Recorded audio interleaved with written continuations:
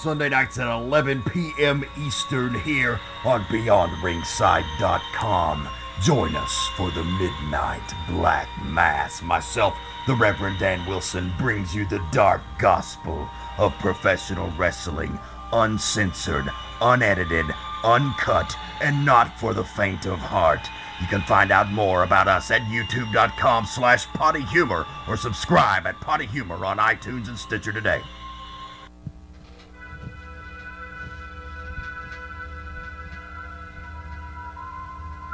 Forget all you know about podcasts. We welcome you to an experience uniquely different. Please join us for our coverage of all entertainment on the fringe of society. The candles are lit, the lights are down low. It is now time to welcome our host as he steps up to the pulpit. The sacrifice has been prepared for the midnight Black Mass. Ghastly greetings, groovy ghoulies, and welcome to another live edition of the Midnight Black Mass. It is I, your host, the devil you know, the maniacal minister of the occult, the Reverend Dan the Dragon Wilson, alongside my co-host, the Southeastern Strangler, Andrew Alexander. How's it going, Andrew? It's going. What's going on? Just recovering from another weekend on the road, and in this particular weekend, I got my ass kicked. We're going to talk a little bit more about that in a minute, but still trying to shake that off. What did you get into? I went rafting today for the first time. That's where you sit in a little boat and you just go down a river and try not to drown. And little trivia fact here: I can't swim, so that was fun. But I enjoyed it. It was different. I liked it. And then I actually took part in a manly activity last night. Not that rafting's not, but I'm not one for man. It was a real manly weekend for me. I watched the UFC fight. I watched the men hit each other in the face for real. I saw that Brock Lesnar representing the business. Had to watch it.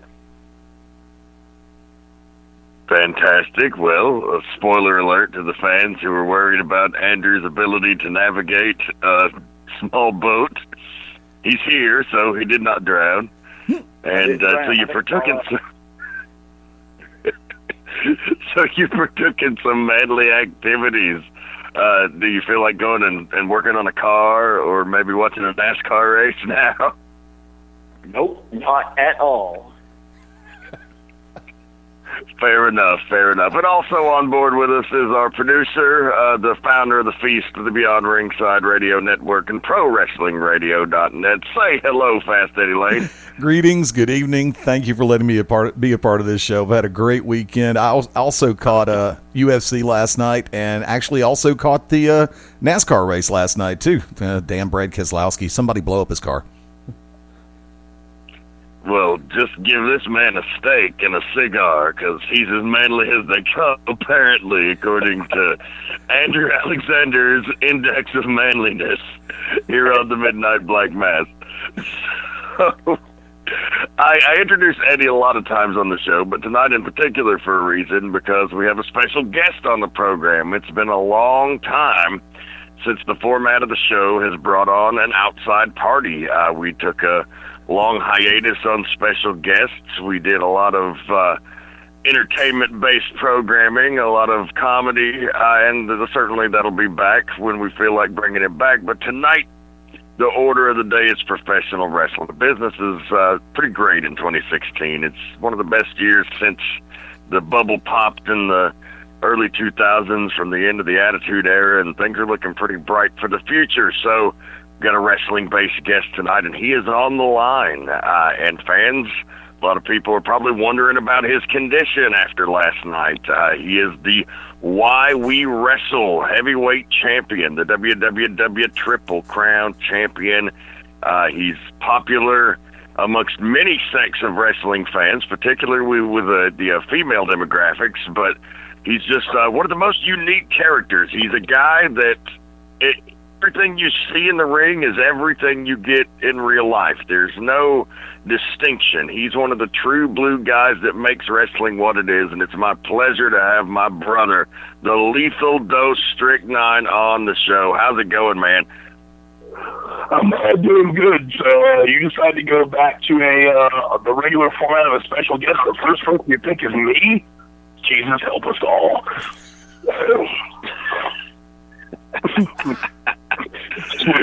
Well, at least what have you gotten yourselves into? Well, it's totally appropriate. A lot of people were hitting me up asking me about your condition after last night. Of course, people know there's a $2,000 bounty now on your head at Why We Wrestle in Cornelia, Georgia, and some people and even some other promotions have tried to take that on, and you've had a lot of people in Why We Wrestle coming after you, and then just this Saturday night, already in an issue that sort of stemmed from the bounty, we had a match scheduled against the Southern Bass Crew. Wade Adams is going to be you and Brad Cash. The Rejects reformed and Why We Wrestled to form a wall of protection around you to let you focus on being the champion and not have to worry about these bounties. But you being a tough guy, you always fighting your own fights. You stepped right in and wanted this to be a tag team match. So we had a tag team match, and the outcome was not what we expected. Logan Chase, of all people, who I never expected to see in Cornelia, but shows right up walking down the ramp. In all the confusion, of course, you just walk up and punch him in the mouth, but in all of the hubbub, Brad Cash gets rolled up, the SBC gets the win. Rejects being Rejects, not going to let that fly, so you guys just attack them right back. But the thing that just turned the tide was the debut of Cyrus the Destroyer, the near 400-pound monster, joining the Southern Bastards crew as Bobby Moore's muscle destroyed us. And, of course, the whole object of these guys is to put you out of wrestling and collect that $2,000 bounty. Did they do it? I'm still alive, so I'm not exactly sure what. The biggest thing about this whole bounty is I really don't know what quantifies the kind of beating that they got beat me up so bad that I have to get the belt back. They're trying to incapacitate me. Obviously, no one's really trying to kill me, but I mean, I'm not sure what they're going for. Maimed, beat up, concussed. I'm in pretty bad shape. I'm sore as hell because that just comes to territory because that Cyrus dude's a fucking monster. But it seems to be these days, I never get to go, proverbially, I never get to go through the ground troops or the Navy. Whatever something's out for me, they send the Marines with the tanks. I mean, I'm always running into the heavy first. So, I mean, what the hell? The first person who tries to come out and collect on this is Iceberg. And then the next person who steps up is Bill the Butcher. And, Bobby gave it a shot, but that didn't really last long because it was just a setup anyway. And so now they have this big beast come after me. Like I said, now they send the heavy first. No one really seems to want to go through the lower echelons of the channels. But, I mean, I guess maybe that's an testament to me, and they figured I'm a really tough son of a bitch because that's the truth. So you got to go right for the big guns, go straight for the A-bomb, I guess. And in all of that, you don't want to overlook the big match coming up on July 30th. It's the first summer spectacular in the history of Why We Wrestle, Summer of Hate. And Anthony Henry, the 5-star king, with his lethal lover, Amber Young, has earned that number one contendership. You guys have had a war of words leading up to this match, and I know that all of this bounty business has split your focus, and so that's another reason we came into the picture, is trying to help you keep your focus on the title picture. Now, you're not going to be in Cornelia on July 23rd when we return. You will have some comments that will be airing to the audience about the Summer of Hate main event and your status for that. You will be at the Gathering of the Juggalos on the 23rd. Am I correct? Yes, sir. My 9th year straight. talk about your history with the Juggalo community. I know you've been a fan of that genre and a member of that community for years, but now you've become a celebrity within those ranks to a degree. Yeah, it's amazing how it's all transformed because I started listening to horrorcore Juggalo stuff in about '99. And, obviously it fit with a lot of the things that I just enjoy because it's all, it's completely absurdly written music, but it's fun because it's all about horror and, that community. One thing that is very prevalent within that community is the love of pro wrestling, but usually the more gritty deathmatch style of just straight violence, which I'm fine with that. I went to the first gathering I went to was in 2008 and did the JCW tryouts. Kept coming back the next year, did the tryouts again. I won in 2010, if memory serves correctly. And I'm thinking it was 2010 or 2011. I'm sorry, I can't remember, but I won the tryouts. And so from there going forward, I've wrestled for JCW every year since then. And mostly they'll have, again, their bread and butter is the more violent side of pro wrestling. I've done a lot of deathmatch stuff, a lot of barbed wire. I wrestled Sabu there one year, actually. It was this weird scramble battle royal thing where it was over the top rope till it was the last 8 people. Then we all got weapons, and it was still over the top rope until the last 2, and it was a singles match. It came down to me and Sabu. He beat me, but I earned his respect for being able to hang. So it's interesting because I never tried to really make myself a celebrity in that community, but I mean, just different things that I do. I mean, I stick out anyway, even in the oddest of odd crowds. But just the years come and the years go, and for different things, people remember me for different reasons, and it's just been a wild ride when it comes to JCW. Outstanding. Andrew, did you have any questions for Strychnine relating to his involvement with the Juggalo community? I do. What is a Juggalo? Yeah, I see people in a song about that. It explains nothing. I always like to throw that little factoid out there. There is a song called "What is a Juggalo?" It explains literally nothing. I was just feeding you that line because that's the only ICP song I know. Apparently, our non-understanding of the functionality of magnets is a prevalent thing. But really explaining what is a Juggalo is kind of hard. But although, granted, it is a word they just made up. It's something they said quite a few times in their songs on their third major album, The Riddle Box. And by the time they were recording the fourth record, The Great Malenko, the audience, the fans, had just started calling themselves Juggalos. So it is a self-donned title. Like, okay, I don't know who came up with calling the Kiss fans the Kiss Army, whether it was the fans of the band, but it's basically like that.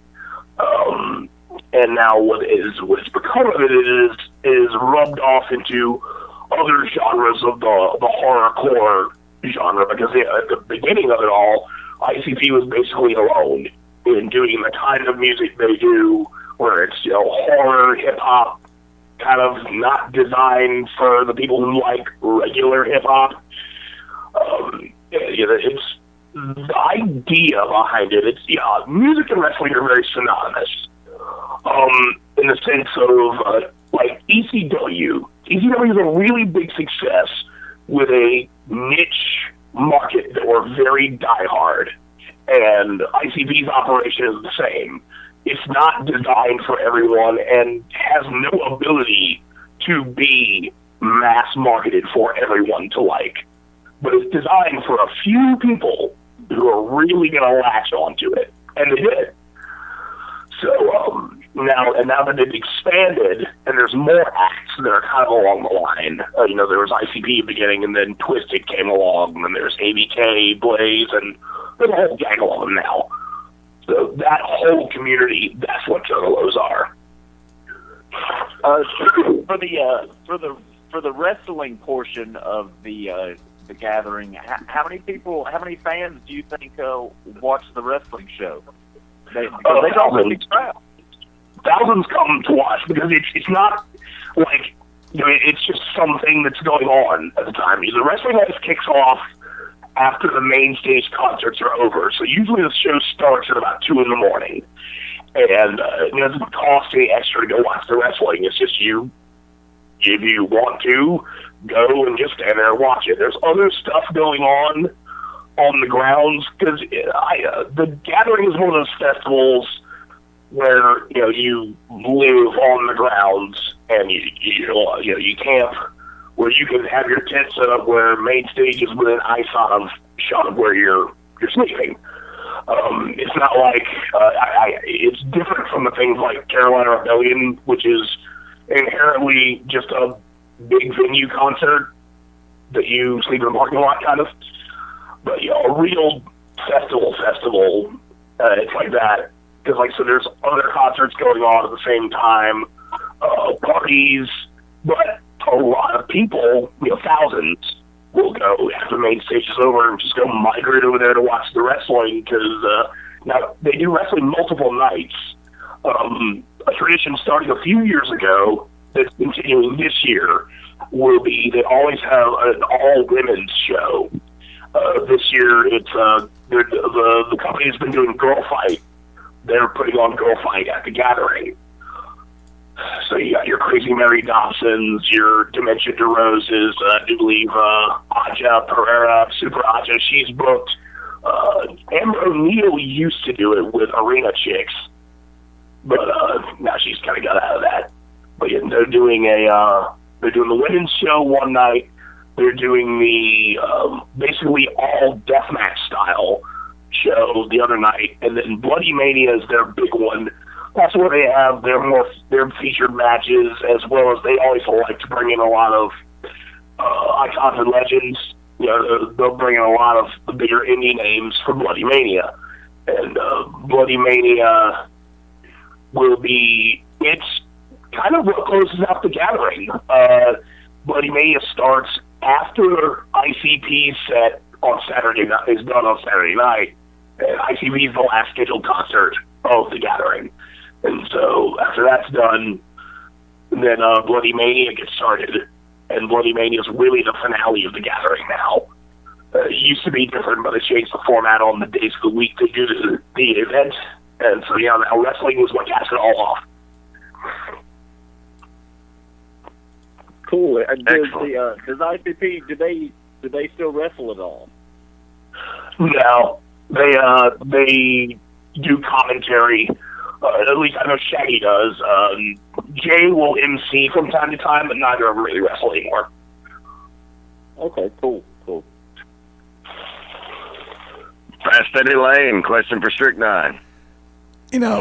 I've got to ask, based on some of the things that I've seen, some of the things that I've heard come out from your direction, I understand a lot of your roots and your root philosophy in pro wrestling, but I just want to ask, who would you genuinely call your biggest inspirational influences in pro wrestling? Raven. He's definitely the top of the list. Aside from the fact that I identify with him, the Raven character, as a kind of, the rocker guy at the time, the biggest thing I took from the Raven character and applied it to what I've become is Raven always knew he wasn't the biggest guy or the strongest guy, but he didn't care because he understood that he was just as psychotic as the other guy is big. And if anybody's followed my career, you understand that there was a streak for quite some time where I couldn't get an opponent under 6'8". Any given company I've ever worked for, when it comes time to put their monster against somebody, it's always me. I don't care. I'll take on anybody. Yeah, that is the biggest thing I took from him. And the thing with Raven was he was tougher than nails, and would it was one of his philosophies is I'll take 2 punches to give one, but the one I give, good luck.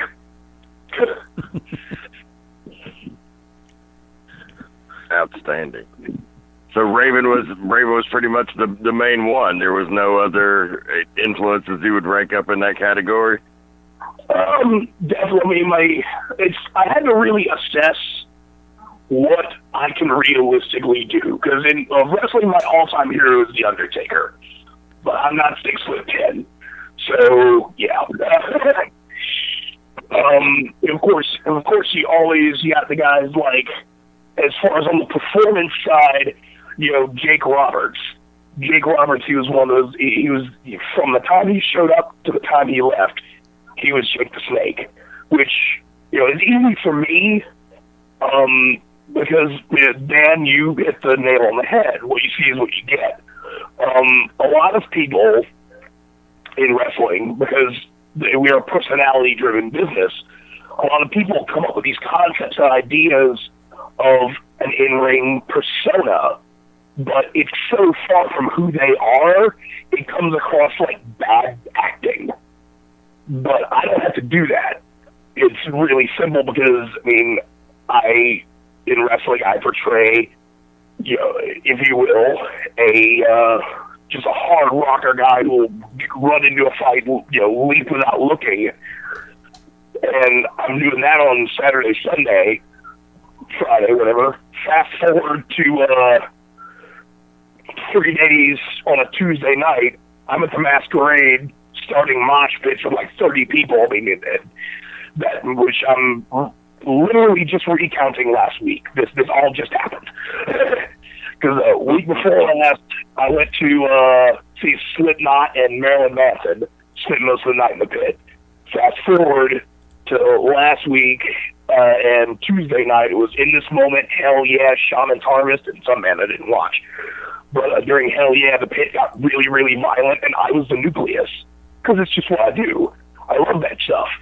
And it's not hard at all for me to be larger than life and portray this quote-unquote persona in the ring, because it's who I really am. And that's they're Stone Cold Steve Austin said it best. He said the best characters in wrestling are your own personality turned up to 11. And that's something, he's another inspiration. That's something I took from him, because, I don't know Stone Cold Steve Austin personally. I've never met the man. But you don't have to stretch your imagination to see that guy getting into like a bar fight, breaking a stool, and cracking somebody in the head with it.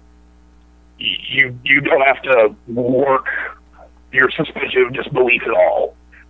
And that's something that I've taken from multiple people and that I apply to who I am. That's really what it's all about. And, as simple as a philosophy it is pro wrestling is whatever you got to do it. There's many different ways and styles and different methods of execution you can use to achieve it.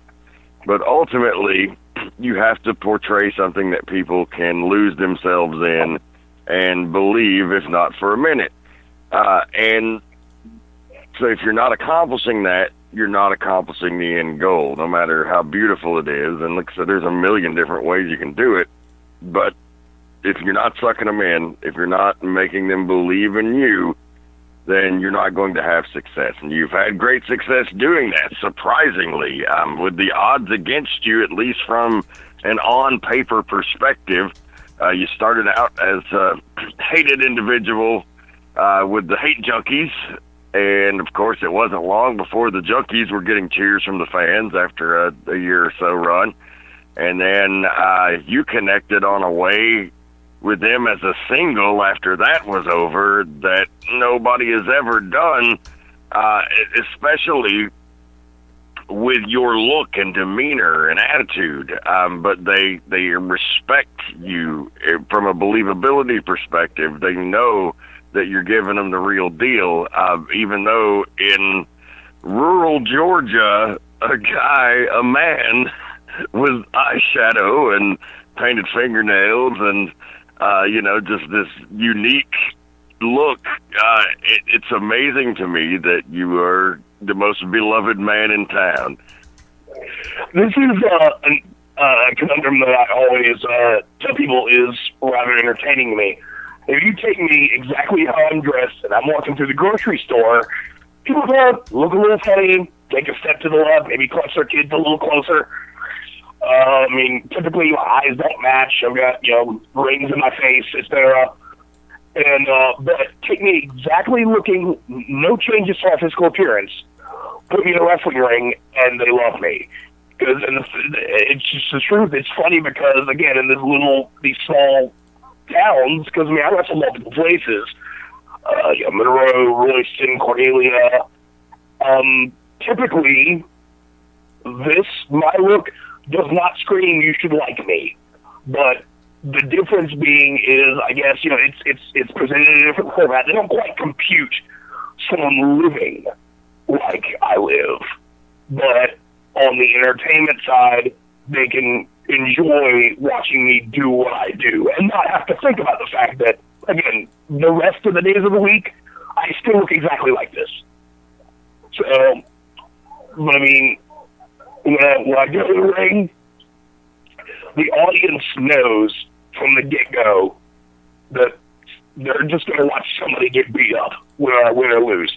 And with all of that being said, that I just said, that brings me to a roundabout point of the match on the 30th with Anthony Henry. So the part that is, let me ask a question real quick. Yes or no?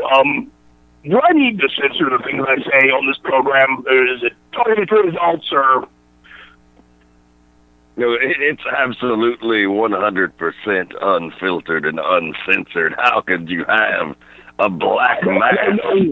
I don't know why. I knew the answer, but I wanted to ask just because.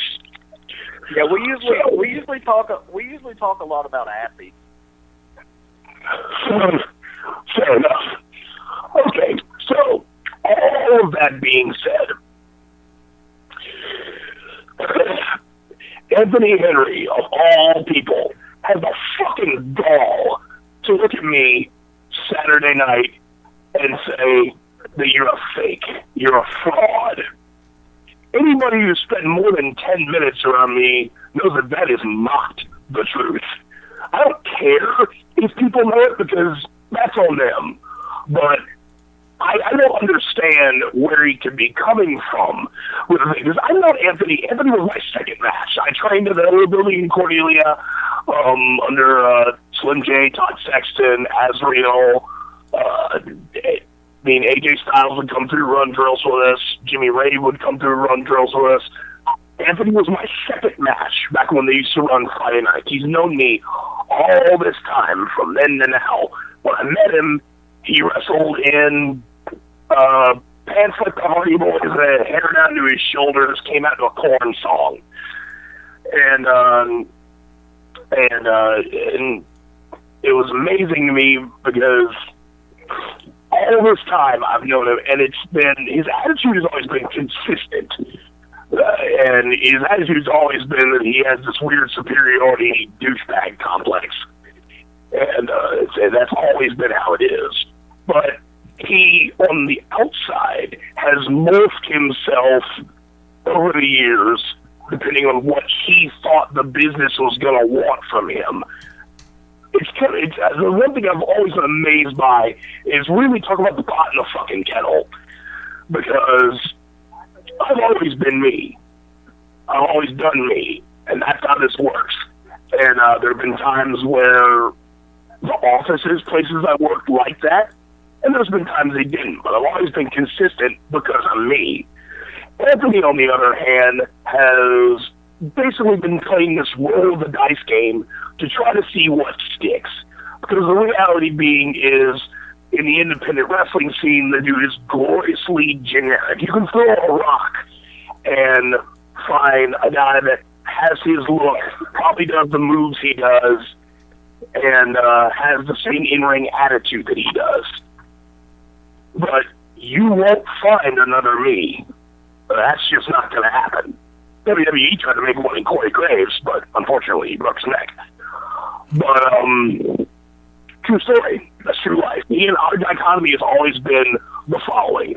I know he was a douchebag, and he says that I'm a novelty and I'm overrated. My opinion on the reality, he is a douchebag, and I kind of am overrated. But that's not going to stop me from beating his face in. Simple as that. Well, you can't deny his recent success. I do think you really found something with the combination of Amber Young. And certainly she helps him at ringside. You're going to be watching out for her. But at least, he's certainly earning a lot of big opportunities. So, he's a very stiff challenger for you. But you've got that history, and I think you've got his number personally. But certainly don't want to underestimate him. Not at all. But I really do subscribe to your theory of he may be behind the bounty, just because I think one of his main problems is he's insecure because he doesn't know. I mean, it's a convenient little out for other people to soften me up and for him to take the title. And even though in the back of his mind that there was a plan, he'll still walk around, I did this all on my own. Blah, blah, blah, blah, blah. But you mentioned Amber. That is an amazing dichotomy to me because I have never understood how it actually I understand it, but it's just weird because it's amazing to me how two people that love themselves so much found someone else to love themselves with. That's all I got. Interesting. Andrew Alexander. That was some stiff shit right there. This is personal.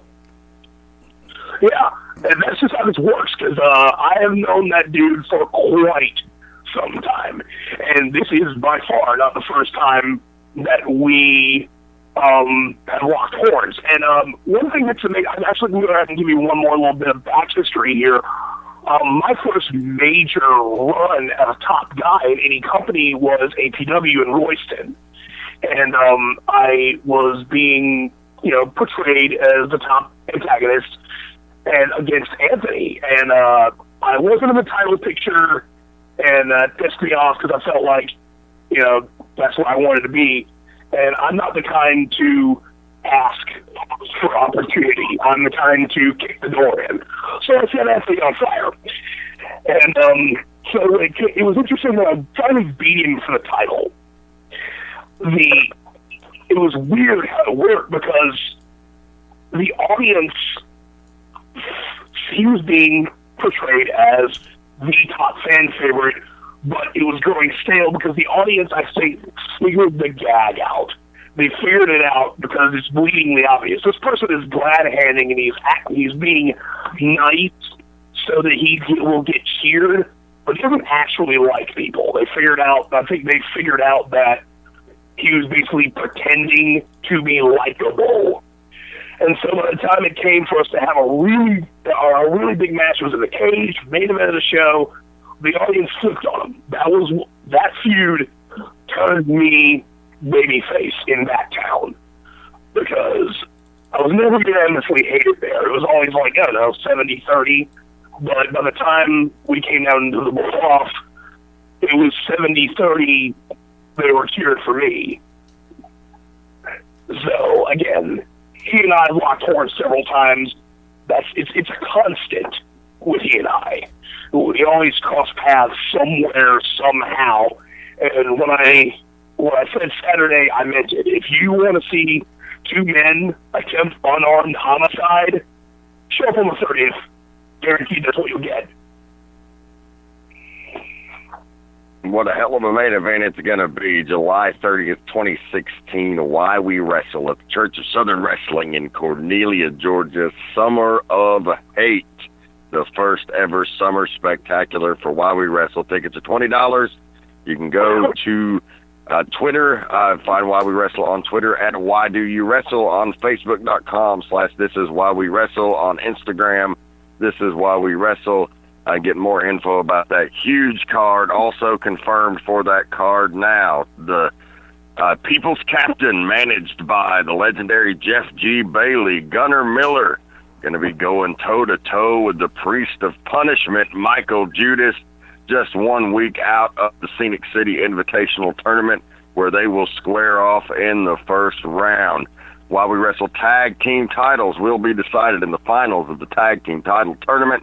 It will be the Hooligans taking on the Dark City Fight Club and Billy Buck and James Drake. All three of those matches signed, official for Summer of Hate 2016, and also signed and official. The war between Jacob Ashworth and Nemesis comes to a head. It's a Georgia bull rope match. And if Jacob Ashworth wins, Nemesis leaves Why We Wrestle for good. And if Nemesis wins, Jacob Ashworth becomes his personal slave. What a stipulation. What a show, what a card, what an event that's going to be. And, of course, again, the main event, Strychnine defending the Why We Wrestle Heavyweight Championship against Anthony Henry.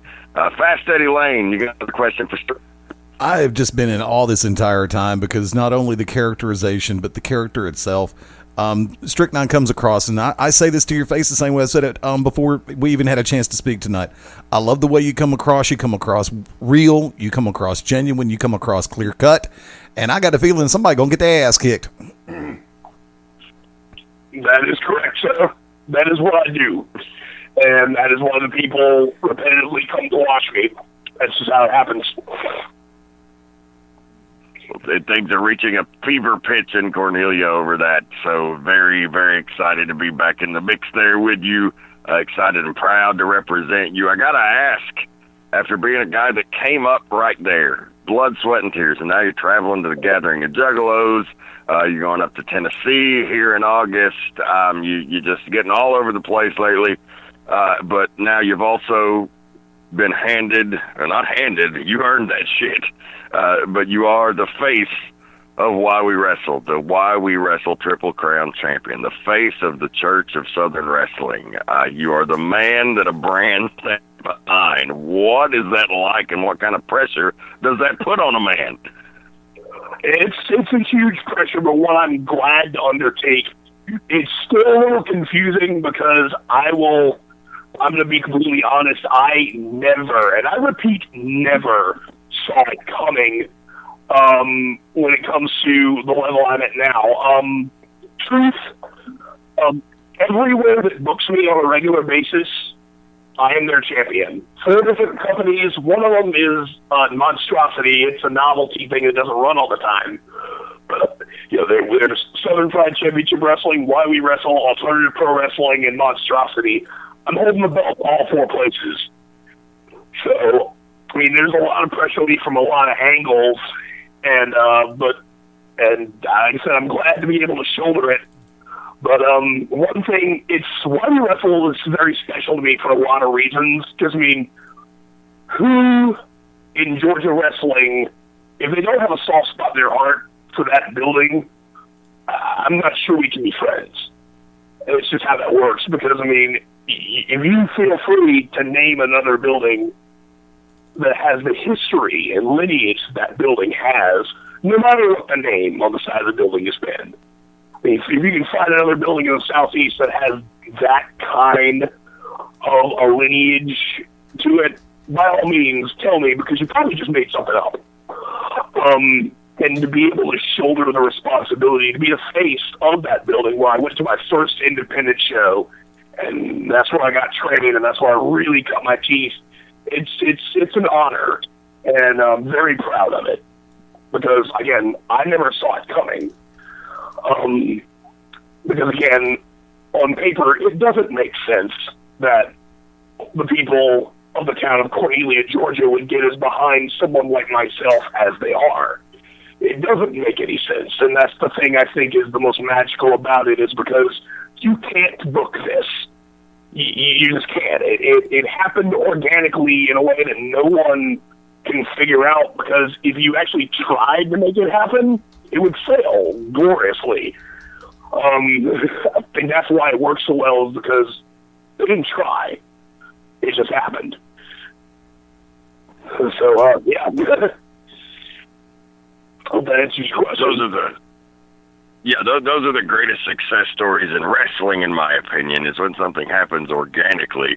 And the audience will tell you, if you listen, they will tell you what they want. You just have to give it to them in due time and on your time, and that way they appreciate it when they get it. And in your case, it was a totally organic rise to the top. You were never figured in anybody's plans to say, well, that guy, I want to make him a world champion. No, you fought and you scrapped, and you earned your right to get those matches, and you earned those championships. And so it's really awesome to see you in this spot after coming up with you and watching you and advising you for so many years.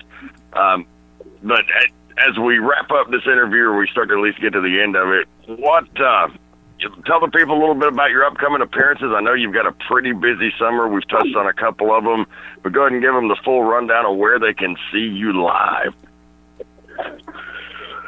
Okay, so again, my rather busy schedule.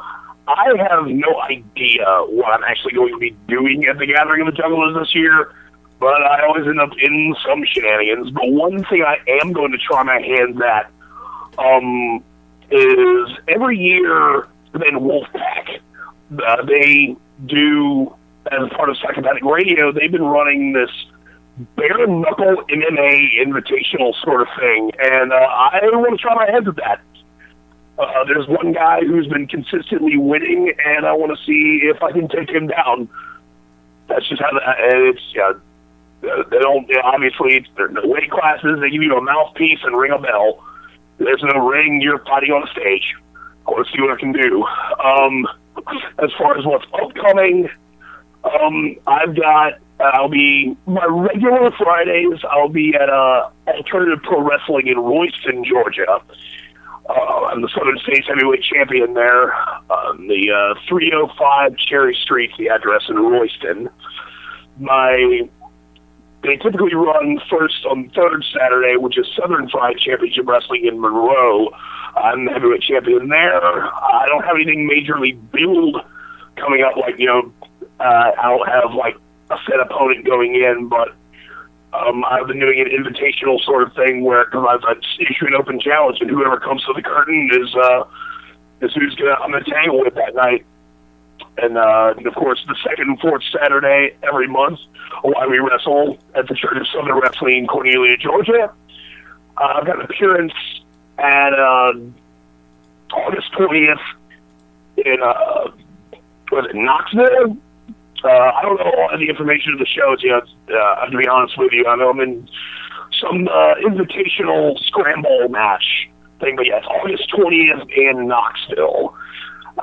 You can give them more information on that than I can, unfortunately.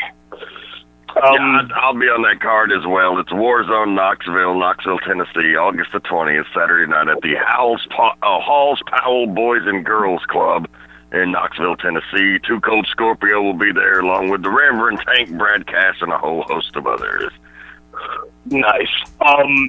Monstrosity is going to start running a little bit more regular. Well, that's based more in Atlanta. This past Friday, we were there at the historic and beloved Masquerade. Unfortunately, that venue will be relocating soon, and we are very proud to be the last professional wrestling show to run in that version of the Masquerade. And we're going to try our damnedest to be the first pro wrestling show to run at the new location. For those of you who don't know, a little backstory on, like I said, it's a novelty company. It was started by a man named Shane Morton, and I know we had Jonathan Williams. Shane Morton does work for movies. He's a special effects makeup. He did all the makeup design and everything for the Cartoon Network show Your Pretty Face is Going to Hell.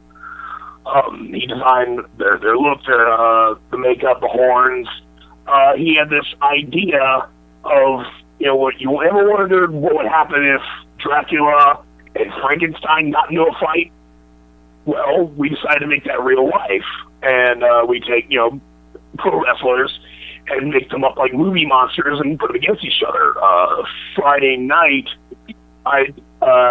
we had myself. I've been the Monstrosity Championship Wrestling Underworld Heavyweight Champion for 2 years now. But again, we're not a full-time running company.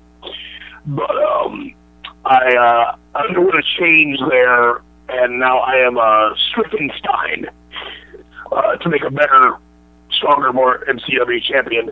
And went against the West Virginia Wolfman. There was a whole gaggle of these Wolfmen. And the one of the things about them is they're real backwoods, redneck, homophobic kind of people. It was interesting how everything was set up, because at the beginning of the show, while doors were happening, they were doing a meet and greet with Raven. He was there to sign autographs and everything. He was got in the ring to say his piece, and out comes said one of the Wolfmen, and he gets in Raven's face talking about he remembers him, looking like a queer with makeup and a skirt and whatever. And Raven says, if you have a problem with people being different looking like that, there's another guy walking around here who may have a problem with you. And I was actually wearing my kilt that night, and so I challenged Wolfman to a match in the main event.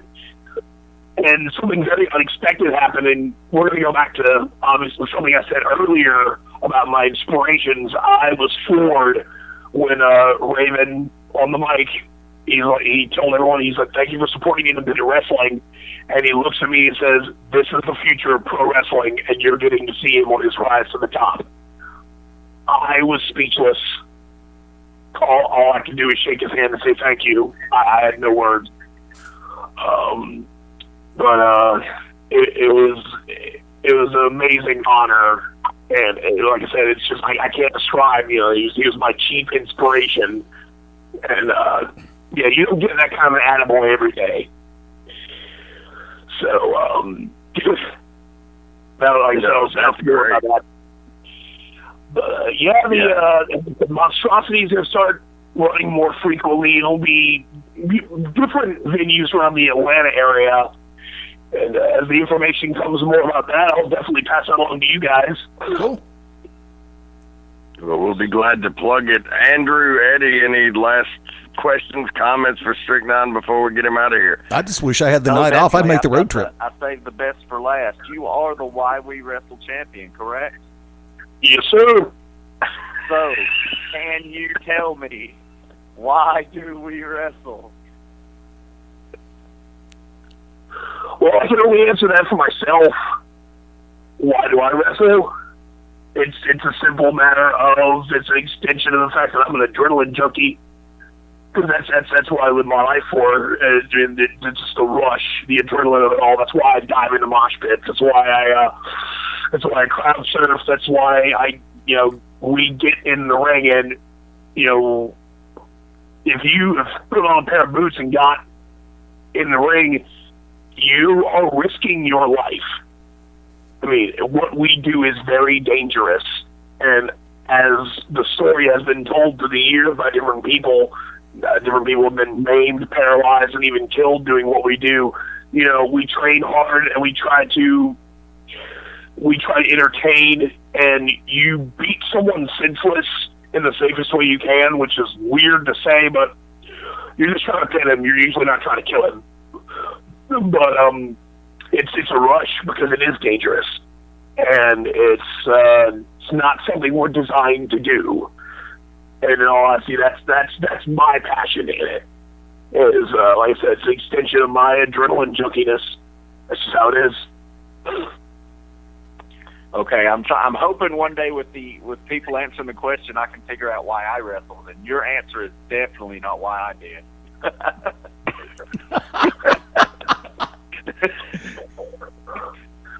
But it works for you, and I could see that being why you wrestled. But that's a good reason. That's a good reason to do it. So it sounds like you're on a roll right now. You mentioned you were heavyweight champion of 14 promotions. So it looks like 2016 is year of the Strychnine. Who would have thunk it, right? So I sat there, Well, that's good. It's well deserved, and I agree with. I can confirm things that you were saying about how you'd probably be the realest man that I've met in professional wrestling. There's what you see is truly what you get. So I'm happy for your success. I'm glad you're on a roll right now. You definitely deserve it. Thank you very much, sir. Fast Eddie? There's 100 things I'd like to ask, but after that last exchange, I honestly feel that anything that I add would be absolutely moot. So I'm just going to sit back and say one thing. It's been an honor finally being able to speak with you. It's been an honor being on this show. Thank you very much for having me. It's our pleasure to have you, man. And before you get out of here, just let them know where they can find you on social media. It's easy. I spell my name really weird, so I got to always spell it out for people. It's just Stryk9, STRYK space NYN, because I came from the 90s and we put unnecessary vowels places. Because misspelling shit is edgy.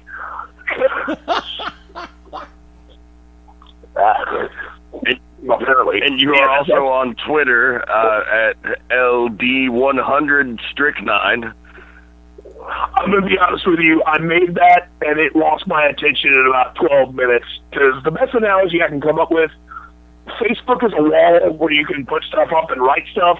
Twitter is a street corner where people are just standing around and screaming ideas. It lost my attention quick. So, yeah, pretty much. So you're there, but if you're hoping to interact with you, it's probably not at the best spot. Yeah, it's a big fat box of no. My Facebook is the best way to interact with me because it's really pretty much only exists as a commercial and to exploit my love of the mullet haircut in all the wrong ways. Stryk9 does post a regular, very popular mullet of the day on his Facebook that you can catch. In addition to his wrestling success, he is now a viral success with his mullet hunting skills. That is growing to a monster of proportions I don't even understand. It's gotten to the point where, like, the mullet of the day thing has superseded to the point where people who love it don't even know it started with me. So, hey, what do you do? Got to enjoy the best and the worst, right? Absolutely. Well, brother, thank you very much for joining us. It has been an honor, and we will see you down the road. Good luck at the gathering of the Juggalos, and I will see you again on July the 30th, my man. Yes, sir. I'm going to come and do what we do with a wreck shop spreading hate. Buddy, you scum. July 30th, Saturday. It's going the fuck down. Ladies and gentlemen, the Lethal Dose Stryk9 here on the Midnight Black Mass. What a guest. What a show it's been, guys. We don't have much longer, about 4 minutes here till we're off the air, so it's going to get my plugs in real quick and let you guys do the same. Andrew Alexander, I know where you're going to be this weekend, but you can go ahead and tell the audience. Let me think. What is this weekend? No, I'm not going to be anywhere this weekend. Surprise, yet again. Andrew Alexander continues his retirement. And Fast Eddie Lane, go ahead and get your plugs out of the way as well. Reader's Digest Condensed Cut this coming weekend is going to be upside down for me. I'm actually, of course, for those who know, in the Birmingham metropolitan area, I host karaoke Friday nights at Buffalo Wild Wings in Alabaster, Alabama, 9 p.m. start time. This Saturday, I am actually the DJ for a wedding reception. Looking forward to this for Rob and Teresa. Tremendous honor. Thank you for letting me be a part of your big day. Tuesday night, Back to Basics returns here to be on Ringside Sports Radio. Myself and Phil Stamper take it over at 9 p.m. Eastern. Wednesday night, The To Be Determined Show. The Wicked Nemesis, Angie Tsarian and Company take it over at 10 p.m. Eastern Time. And on Thursday nights, you got it, The Shooters Gallery. Cocked, locked, ready to rock. Everything's on the table. Nothing is off the record. 11 p.m. Eastern, 10 p.m. Central Time. And by the way, I know that you've got everything as far as the timeline goes, but on the live version, we really don't have a major time constraint. So if you wanted to go a little bit further, you're perfectly fine. And by the way, friends, beyondringside.com, we've got some brand new affiliates coming on board that have come on board. More are coming on in the next week. For me personally, FastEddieLane.com. Dan? Well, that's good to know for future episodes. I have only allotted an hour of my precious plotting time, taking away from my plans for world domination here, so I'm going to have to get out of here. But for future episodes, knowing we have no time constraints, that's wonderful, because if we get on a hot button, we... Do all of our fans listening get the Midnight Black Mass free of charge? They absolutely do. Hours enough.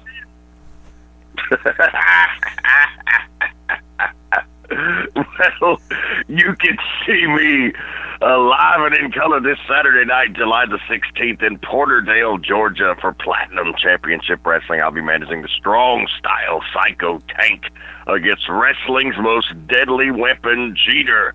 You can go to my Facebook page at Rev Dan the Dragon Wilson. You can see some exclusive comments there that Tank and I have about that match, and I believe fans with letting him know that he was going to leave Jeter like a piece of turkey meat hanging off a leg bone. And so that's going to be a hell of a fight this Saturday night, July 16th, Porterdale, Georgia, Platinum Championship Wrestling. Look them up on Facebook. And then July 23rd, I'll be back in Cornelia, Georgia. Why We Wrestle, just hot off the presses. First time, first plate. This has been announced, just signed. I just got off the phone with the Why We Wrestle Brain Trust. Got on the air with this program, and the rematch has been signed. We're getting our third time won't be there, but the Deadly Sin 7 will, and he and Brad Cash are going to go take it to those Southern Bastards crew. We got some payback on the mind, and that's going to be going down on July 23rd in Cornelia, Georgia. For Why We Wrestle, big card main evented by Slim J against the Black Baron, as well as the Viking War Party taking on the Lynch Mob. Going to be a hell of a card that night. And then July 30th, Summer of Hate. I've already talked about the big main event, Anthony Henry and Strychnine for the Why We Wrestle heavyweight title. While We Wrestle tag team title tournament final, the Hooligans Dark City Fight Club against Hooligans Dark City Fight Club and James Drake and Buck in a 3 dance. We will see Jacob Ashworth take on Nemesis in a career versus slavery match. Where if Nemesis wins, Jacob Ashworth will have to be his personal servant or slave, and if Jacob Ashworth wins, Nemesis will leave Why We Wrestle forever. We've got Gunnar Miller, the People's Captain, taking on the punishment Michael Judas in a match that probably got extra reinforcements in the ring, and there's more announcements. The rest of the bouts will be released July 23rd. You want to be there. Big exclusive if you pre-order. Facebook.com. This is Why We Wrestle. If you pre-order your Summer of Hate tickets on July 30th for $20, listen to this deal. You get in on July 23rd absolutely free of charge. What about that, boys? Nice. That's a great deal. Is only Why We Wrestle can bring you. Again, follow them on Twitter at Why Do You Wrestle, and on Instagram, this is Why We Wrestle. And then on August 5th and 6th, I'll be in Chattanooga, Tennessee for the Scenic City Invitational Tournament, providing commentary with Al Getz, Bill J. from Combat Zone Wrestling, and Brad Stutz from CWF Mid-Atlantic, the biggest tournament to come across the Southeast in history. Scenic City Invitational 2, sponsored by Empire Wrestling out of Rossville, Georgia. Facebook.com/Empire Wrestling. On Twitter at SCI Tournament. The hashtag is SCI 2016 if you want to join the conversation on social media. August 20th, I will be in Knoxville as well at the Halls Powell Boys and Girls Club for Warzone Knoxville. And again, follow me on Twitter at Dragons Rejects. Facebook, Rev Dan the Dragon Wilson, the Potty Network, YouTube.com/Potty Humor. On a technical hiatus there, I had a computer crash. But, we're still going strong here with the Midnight Black Mass and the Beyond Ringside Radio Network. So, Eddie, we're out of more. And your phone is breaking up big time. Can you hear me? Yes, any final thoughts, gentlemen? We're going to wrap it up. I'm good to go on my side. It's been a great show. I've loved every minute of it. Andrew?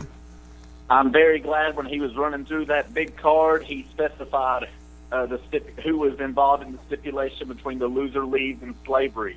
Because if he just left that out there hanging, there would be riots in the street. Well, unfortunately, there already are. So hopefully, come on out to the matches and we'll give you an escape from the chaos that is reality. But thank you very much for joining us. I am the Rev, Dan Wilson. Keep one foot in the gutter, one fist in the gold for Andrew Alexander and Fast Eddie Lane. Thank you for joining us. Good night.